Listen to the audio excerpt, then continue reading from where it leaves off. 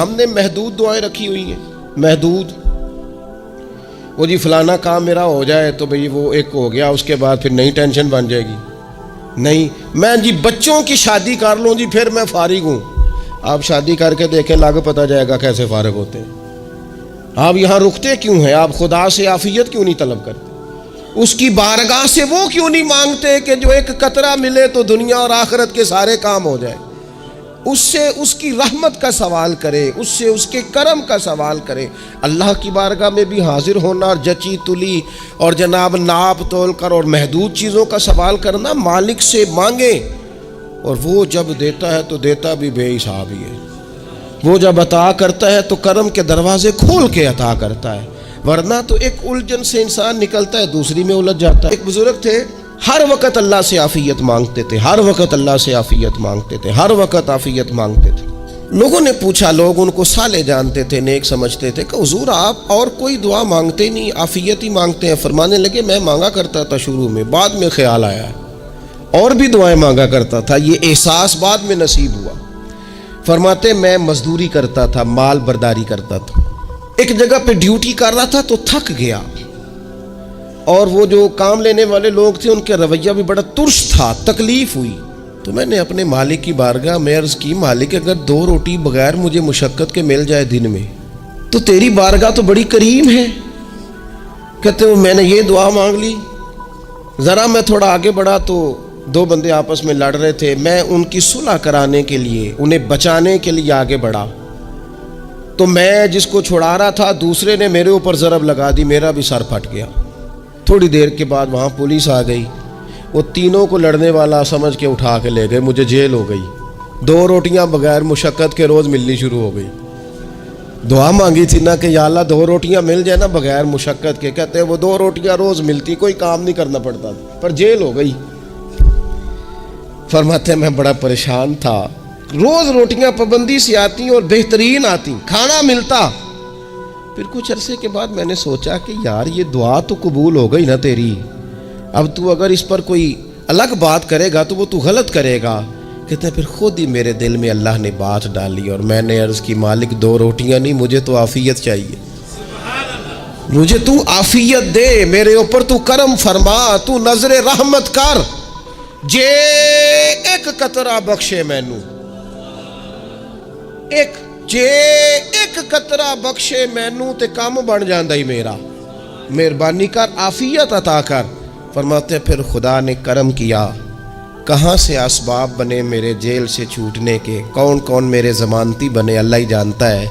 فرماتے ہیں دروازے بھی کھل گئے، رزق بھی ملتا ہے، صحت بھی میسر ہے، سجدہ بھی کر لیتا ہوں، سویرے تلاوت بھی کرتا ہوں، شام کو مدینے والے کی بارگاہ میں رج کے درود و سلام بھی عرض کرتا ہوں، میں ممکن ہوتا ہے تو کسی غریب کی داد رسی بھی کرتا ہوں. اب سمجھ آئی ہے، ربنا آتنا فی الدنیا حسنۃ وفی الآخرۃ حسنۃ وقنا عذاب النار. اب سمجھ آئی ہے رب سے جب بھی مانگنا ہے عافیت ہی مانگنی ہے. حضرت عباس بن عبد المطلب رضی اللہ تعالیٰ عنہ نبی پاک علیہ السلام کے پیارے چچا جان ہیں، عرض گزار ہیں، یا رسول اللہ صلی اللہ علیہ وسلم مجھے بتائیے میں اپنے رب سے مانگوں تو کیا مانگوں؟ تو حضور نے فرمایا رب سے عافیت مانگو. کہتے میں کچھ دن رکا، کچھ دنوں کے بعد پھر حاضر بارگاہ ہوا اور عرض کی، یا رسول اللہ صلی اللہ تعالیٰ علیہ وسلم مجھے بتائیے میں اپنے مالک سے مانگوں تو کیا مانگوں؟ تو حضور نے پھر فرمایا اللہ سے مانگنا تو عافیت مانگنا. بزرگ فرماتے ہیں یہ عافیت کیا ہے؟ عافیت یہ ہے کہ یا اللہ ظاہری پریشانیاں، باطنی پریشانیاں، اے اللہ ظاہر کے میل کچیل بھی دور ہو جائیں، باطن کے بھی دور ہو جائیں. اے اللہ ہر معاملے میں، ہر آزمائش میں، ہر دکھ میں ہمیں تیری پناہ نصیب ہو جائے. یہ عافیت ہے. اور صوفیہ کرام فرماتے ہیں عافیت سے بڑی نعمت کوئی نہیں اگر کسی کو میسر آئے تو، عافیت سے بڑا حسن کوئی نہیں اگر کسی شخص کو یہ نصیب ہو جائے.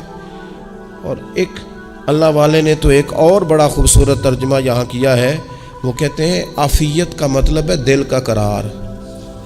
عافیت کا مطلب ہے باطن کا سکون، عافیت کا مطلب ہے انسان کے مزاج کا حوصلہ، ٹھنڈک، بردباری۔ اس بندے کو عافیت نصیب ہو جاتی ہے، گویا اللہ اسے سکون کی دولت عطا فرما دیتا ہے۔ تھوڑے پیسوں میں بھی سکون، بغیر شہرت کے بھی سکون، کوئی بات مان لے تب بھی سکون، کوئی دھتکار دے پھر بھی سکون، لوگوں کی گڈ بک میں ہو پھر بھی سکون، اور اگر لوگ سارے مخالفت میں آ جائیں تو چونکہ اللہ نے عافیت دی ہے پھر بھی سکون۔ اللہ تعالیٰ نے ان لوگوں کو قرار کی دولت، اللہ سے عافیت مانگی جائے، اس میں دنیا کی بھی بھلائی شامل ہے، آخرت کی بھی بھلائی شامل۔ نبی اکرم صلی اللہ تعالیٰ علیہ وسلم توجہ دلاتے کہ اللہ سے تم عافیت مانگو، ہمارا نہ جی، کیونکہ سب سے بڑا مسئلہ روحانی تربیت کا ہے۔ ہمارے ہاں باتیں ڈھیر سارے لوگوں کو آتی ہیں اور بہت زیادہ آتی ہیں، منصوبہ بندی کرنا، پلاننگ کرنا، اپنے معاملات کو خود سے کیسے لے کے چلنا ہے، کیسے ٹھیک کرنا ہے، اپنے حق میں دنیا کو کس طرح قائل کرنا ہے، یہ ڈھیر سارے لوگوں کو آتا ہے، اور اپنے حق میں دلائل کس طرح قائم کرنے ہیں، اس میں بہت سارے لوگ خود کفیل ہوتے ہیں، انہیں کسی سے مشاورت کی بھی ضرورت نہیں ہوتی۔ لیکن اللہ کی بارگاہ سے اپنا رشتہ کیسے جوڑنا ہے، مالک سے کرم کا سوالی کس طرح کر کے ہونا ہے، اللہ سے عافیت کا سوال کیسے کرنا ہے، یہ چونکہ روحانی تربیت میں ہمارا مزاج نہیں ہوتا، لہذا ہم اس طرف جاتے نہیں، ہم وہ اپنی مرضی کی چیزیں، یعنی وظیفہ پوچھ کے گئے ایک صاحب، کچھ عرصے کے بعد آئے ہیں تو آ کے کہتے ہیں مولانا صاحب، پیر صاحب یا قاری صاحب یا فلاں صاحب، کسی سے بھی پوچھ کے گئے، کس چیز کو نیک آدمی جانا، پھر لوٹ کر آ کے کہتے ہیں کہ آپ نے وظیفہ بتایا تھا پر کام کوئی نہیں ہوا۔ تو میں تو صاف کہتا ہوں اور کھلے دل سے کہتا ہوں کہ بھئی وظیفہ آپ کو بتایا تھا کہ اللہ کی رحمت متوجہ ہوگی، خدا کی رحمت کو آواز دینے کے لیے وظیفہ دیا تھا، کوئی بھی وظیفہ رب کو مجبور تو نہیں نہ کر سکتا معاذ اللہ۔ اور وظائف کس لیے پڑھے جاتے ہیں کہ جلدی سے معاملات ٹھیک ہو جائیں، میرے حق میں چیزیں بہتر ہو جائیں، تو اللہ کی رضا کے لیے پڑھے جاتے ہیں۔ تو وظائف کو، عبادات کو، نوافل کو، تلاوت کو، درود پاک کو تو رضا الہی کا ذریعہ بنانا چاہیے، لیکن ہم چونکہ ایک پورا الجھاؤ رکھتے ہیں اپنی دنیا داری کے معاملات سیدھے کرنے، ایک پورا خیر رکھتے ہیں۔ وہ لوگ ملتے رہتے ہیں مختلف بزرگوں کی نسبت کے تعلق سے، تو بعض جگہوں پہ بعض لوگ بڑے تیز ہوتے ہیں، یعنی ان سے آپ کی ملاقات ہوتی ہے تو بندے کو محسوس ہوتا ہے کہ یار اسے تو پہلے ہی ساری باتوں کا پتہ ہے، اور کئی دفعہ ان سے ملنے کے بعد احساس ہوتا ہے کہ یار اس سے تو تھوڑا سیکھ ہی لیتے تو بہتر تھا، یہ تو بات بڑی آگے نکل گئی۔ سارا پتہ ہوتا ہے، باشعور ہوتے ہیں، لیکن ڈر آتا ہے اللہ سے۔ اتنا باشعور آدمی، سمجھدار، پنچایت، پریا، لوگ، دین، دنیا سارا پتہ ہے، نماز کا ٹائم آ گیا تو وہ چھپتا پھرتا ہے،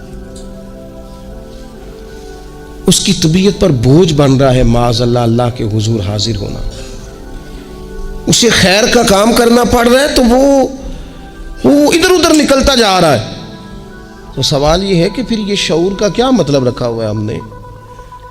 پھر اللہ سے دعا کرنے کی ضرورت نہیں۔ وہ حضرت عارف رومی رحمۃ اللہ تعالی علیہ فرمایا کرتے تھے بعض لوگوں کو رب سارا کچھ دیتا ہے،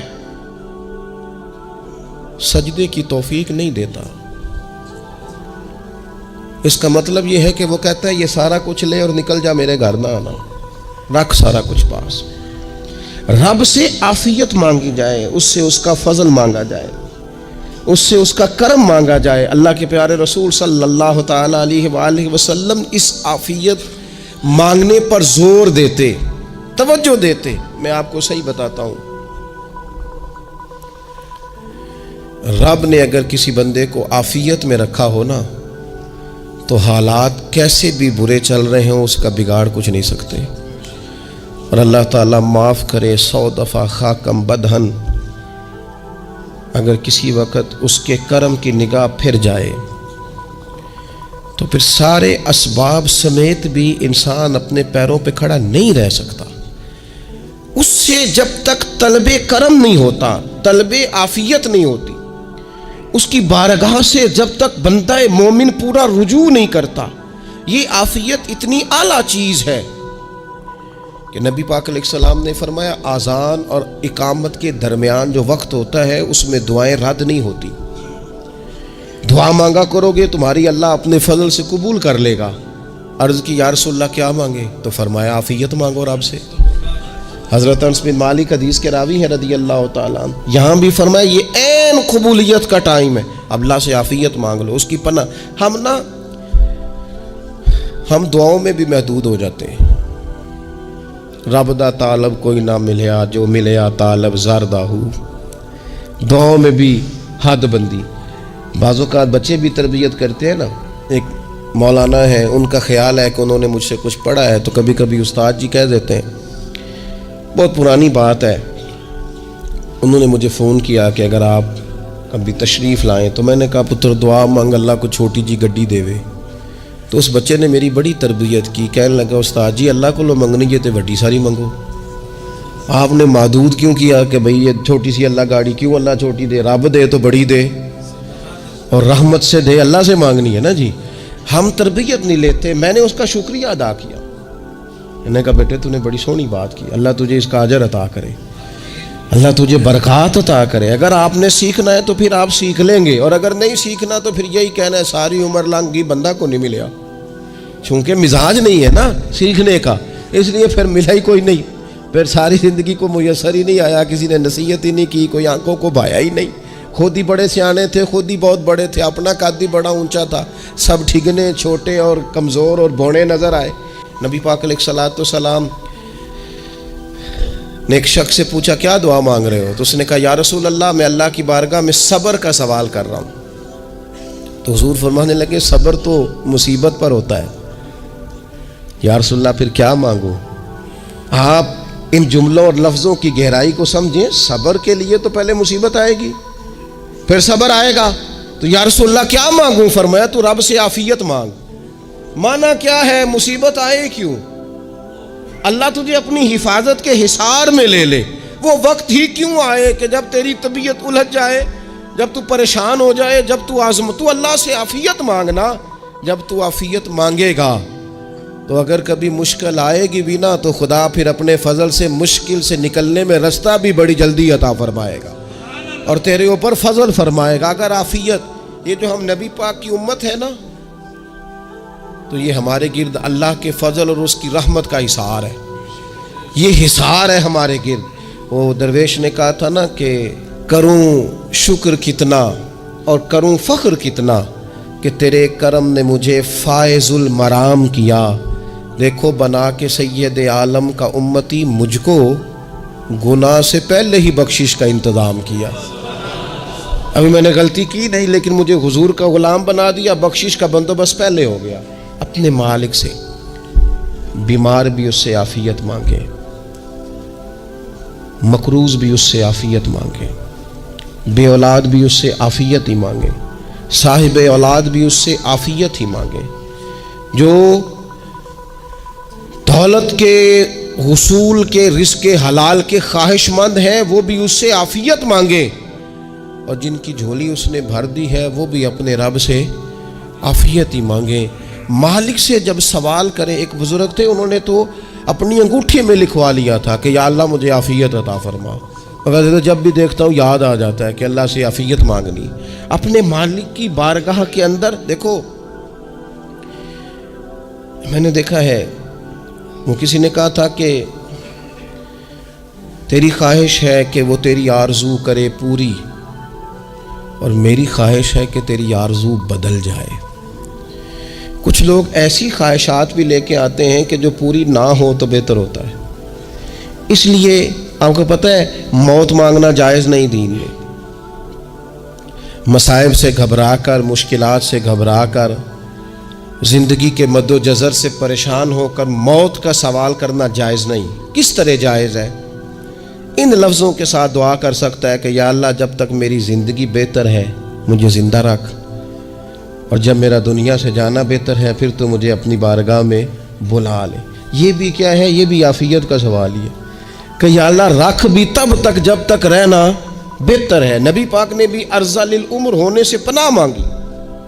ہمارا یہ مزاج بن گیا ہے کہ ہم اپنے حق میں ایسی چیزوں کا سوال کر رہے ہوتے ہیں جو کئی دفعہ ہمیں مل جائیں تو ہمارا نقصان کریں. قرآن حکیم ایک جگہ پہ اللہ کریم نے فرمایا ہے کہ اگر سب لوگوں کو مال دے دوں تو بغاوت کریں, فساد ہو جائے. کیا مانا کہ اپنا نقصان کر بیٹھے لوگ. ہم اپنے مالک کی بارگاہ میں بعض ایسی چیزوں کے سوالی ہیں کہ جو ہمارے لیے ٹھیک نہیں ہے, ہمیں اس کے کرم پر چھوڑنا ہے, اس سے عافیت مانگنی. اور بعض لوگ, کیونکہ میں کہہ چکا ہوں شروع میں کہ ہماری دینی روحانی تربیت نہیں ہوتی اور ہم کہیں سے باقاعدہ اسباق لینے کے قائل ہی نہیں ہوتے, پوری تربیت کا ہمارا مزاج نہیں ہوتا, اپنی عقل اور اپنا شعور اور اپنے حساب سے ہم زندگی کو بتانا چاہتے ہیں. اور یہ جو میرا دور ہے یہ ویسے ہی الجھا ہوا زمانہ ہے, اللہ ماشاء اللہ, پتہ نہیں کوئی کیا بول رہا ہے, کوئی کیا کہہ رہا ہے, ایسے ہے جیسے کوئی میلہ لگا ہوا ہے اور کان پڑی آواز سنائی نہیں دے رہی. جس کی دکان پر کوئی گاہک نہیں وہ بھی کہہ رہا ہے لائنیں بنا لو. ایسا الجھا ماحول ہے اور ایسی آزمائش ہے کہ لوگ بیچارے پریشان ہیں. دیکھیں, جب تربیت کے ساتھ انسان آگے بڑھتا ہے نا, ہمارے پاس مقتدا ہے اللہ رسول کا کلام, ہمارا پیشوا ہے رب رسول کا فرمان. جب ہم کتاب و سنت کی روشنی میں آگے بڑھتے ہیں تو پھر ہمارے لیے منزل آسان بھی ہوتی ہے اور قریب بھی ہوتی. پھر ہمارے لیے آگے کی طرف سفر کرنا, آگے بڑھ جانا یہ آسان ہوتا ہے. آپ غور کریں, جو لوگ دنیا میں کامیاب رہے, بھلا کس طرح کامیاب رہے؟ اس طرح کامیاب رہے کہ انہوں نے نا اپنے رب سے عافیت مانگی. اللہ تعالیٰ نے خود بخود ان کے لیے رستے بنائے. آپ تاریخ پڑھیں گے بعض لوگوں کی تو لگ نہیں رہا تھا کہ وہ اتنی کامیابی حاصل کریں گے. دیکھ لیں آپ, حضرت غوث اعظم جیلانی رضی اللہ تعالیٰ عنہ بغداد شریف تشریف لاتے ہیں تو ان کی کیفیت یہ ہے کہ پتے کھا کے گزارا کرنا پڑتا ہے. یعنی پیچھے کوئی ایسا بیک گراؤنڈ کسی کا بنایا ہوا ادارہ, کوئی بڑی خانقاہ, کوئی بڑے لمبے چوڑے والد صاحب کے مریدین, کوئی بڑا لمبا سلسلہ نہیں مل رہا. ان کو بظاہر پتے کھا کے گزارا کرنا پڑتا ہے, لیکن چونکہ وہ نکلے ہیں اللہ کی مدد کے ساتھ, انہیں اللہ نے تائید دی ہے, فضل فرمایا ہے, تو نتیجہ یہ نکلا ہے کہ 70 ہزار بندہ ایک ایک وقت میں تربیت لینے کے لیے ان کے سامنے موجود ہے. یہ اللہ نے اسباب بنائے ہیں, کیونکہ جب رب عافیت عطا کرتا ہے تو پھر اللہ اسباب بھی پیدا فرماتا ہے. ہمارا ذہن تو تھک جاتا ہے سیاست کرتے کرتے. ہم تو جناب پوری ترتیب سے ہمیں سلیقہ آتا ہے کس طرح کر کے کس بندے کو کیسے قائل کرنا. پورے طور پر ہم وہ ساری زندگی سیاست کرتے رہتے ہیں. وہ خاندانوں میں بھی چلتی ہے, گلی محلے میں بھی چلتی ہے, دوستوں میں بھی چلتی ہے, اور بعد میں پتہ چلتا ہے کہ یہ پتے کھیل کون رہا تھا. اصل میں صلح کرانے والا تھا کہ لڑائی کرانے والا تھا. یہ سب کا خیر خواہ تھا, یہ سب کی ذہن کے اندر فطور کی آمیزش ہی اس شخص کی وجہ سے تھی. ہم چونکہ وہ خاص عافیت اللہ سے نہیں مانگتے, ہماری مخصوص سیاست ہوتی ہے سبھی کو راضی رکھو. اس کا نتیجہ یہ نکلتا ہے کہ ایک ٹائم آتا ہے کوئی بھی راضی نہیں رہتا. ہم اگر اپنے مالک کی طرف رجحان کریں اور اللہ نے جو ہمیں شعور دیا ہے اس شعور کو لے کر اللہ کی بارگاہ کی طرف بڑھیں. آپ یقین کریں, اعلیٰ حضرت بریلوی رحمۃ اللہ علیہ کی کتابیں ہیں, ایک ایک کتاب پر پی ایچ ڈی ہو رہی ہے, اور انہوں نے 150 سال پہلے بیٹھ کر جو کچھ لکھا تھا بین ہی لفظ بلفظ اس کی ضرورت آج محسوس ہو رہی ہے اور آنے والے وقت میں بڑھ رہی ہے. لیکن ان کے پاس کوئی ٹیم نہیں تھی, 50 لوگ نہیں تھے جو ان کے پاس بیٹھ کے لکھواتے, اپنا پریس نہیں تھا, ایسے لوگ نہیں تھے کہ جن کو پتہ ہوتا کہ کتاب ہم کل چھاپیں گے اور اتنے فیصد یہ مارکیٹ میں نکل بھی جائے گی. ایسا کچھ نہیں تھا. کیا تھا؟ اللہ کی مدد ساتھ تھی, تائید ایزوی ساتھ تھی, اللہ نے اپنی عافیت میں رکھا تھا. وہ قرآن مجید کی آیت کا ترجمہ کرتے ہیں نا اعلیٰ حضرت, اہدنا الصراط المستقیم, یا اللہ ہمیں سیدھی راہ پہ چلا.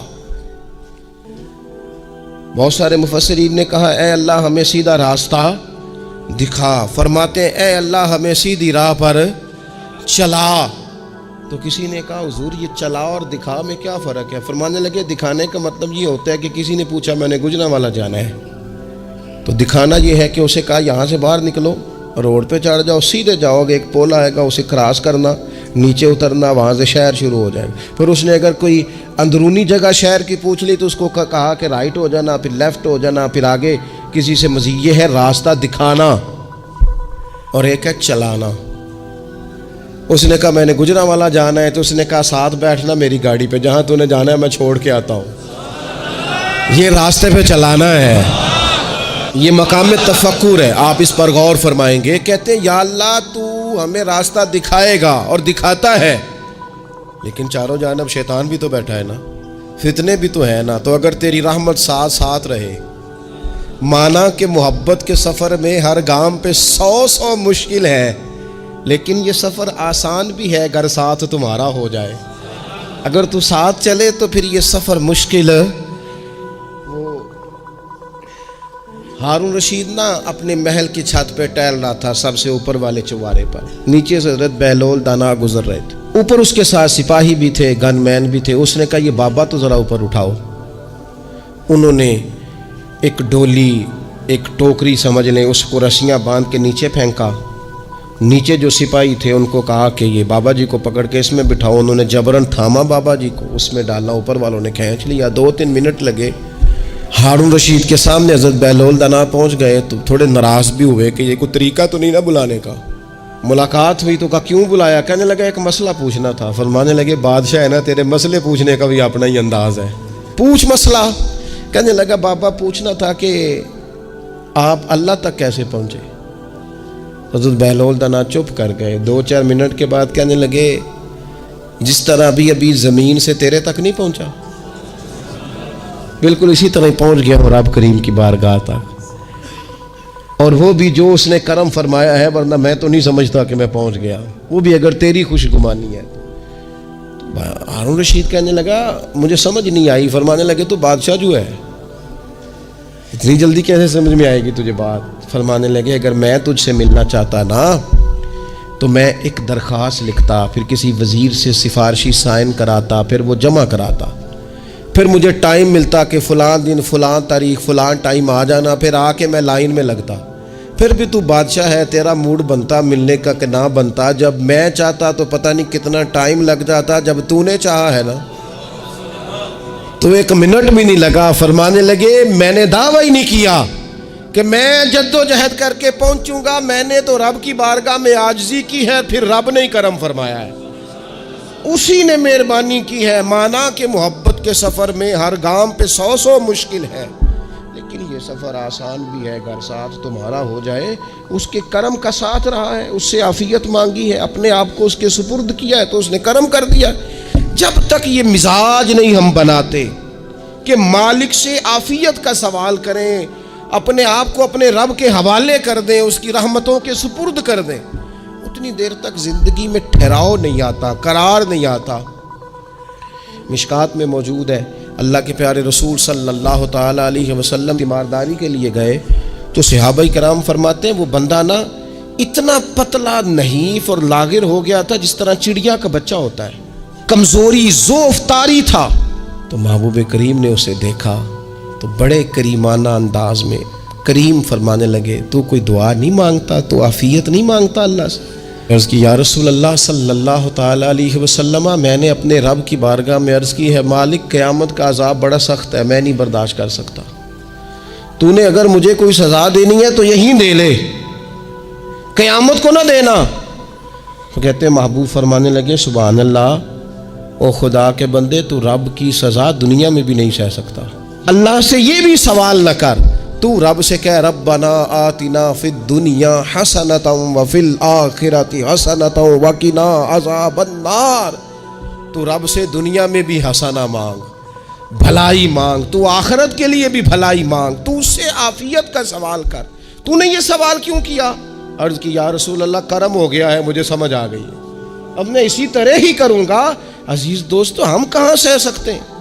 ہم دنیا میں رب کی سزا ہم نہیں سہ سکتے، ہم کمزور ہیں، تو گرمی نہیں سہ سکتے، شدید سردی نہیں سہ سکتے، شدت کی بھوک لوگ نہیں سہ سکتے، کوئی آزمائش نہیں سہ سکتے۔ وہ جو لوگ بعض اوقات کہہ دیتے ہیں نا جی فلاں چیز ہمارے اعمال کا نتیجہ ہے، تو میں کیا کرتا ہوں نہ کو یار ہم تو یہ بھی نہیں سہ سکتے، ہم کہاں برداشت کر سکتے ہیں، ہمیں تو وہ معاف ہی فرمائے، ہم حساب والے ہیں ہی نہیں، ہم تو صرف معافی والے ہیں، ہم سے نہ حساب پوچھے، اس نے حساب پوچھا تو پھر تو بڑی مشکل ہو جائے گی، اگر اس نے حساب پوچھا تو بڑی رسوائی ہو جائے گی، اگر حساب پوچھا تو مشکلات سامنے دکھائی دینے لگ جائیں گی۔ ہم سے تو وہ درگزر والا معاملہ کرے، ہم سے تو وہ کہے جا میں نے محبوب کے صدقے تجھے معاف کیا، جا تیرے لیے رحمت اور بخشش والا فیصلہ کیا۔ وہ کوئی سبب، اس کی رحمت کسی سبب کو دیکھ لے اور درگزر کر لے۔ تو آج کی پوری گفتگو میں آج آپ کو بڑی ذمہ داری سے یہ گزارش کر رہا ہوں، اللہ سے عافیت مانگے، ہر وقت عافیت مانگے۔ میری سالوں سے روٹین ہے، میں دعا مانگتا ہوں، اللہم انا نسألک العفو والعافیت فی الدین والدنیا والآخرہ۔ اور یہ خاموش تبلیغ ہوتی رہی، میں مانگتا رہا، کئی بچوں کو ویسے یاد ہو گئی، اس کو یاد کر لیں، اللہ سے عافیت مانگیں، دین میں، دنیا میں، آخرت میں، اس کو اپنا مزاج بنائیں۔ اللہ تبارک و تعالی ہم سب کو عافیت نصیب فرمائے۔ آخر دعوانا الحمدللہ۔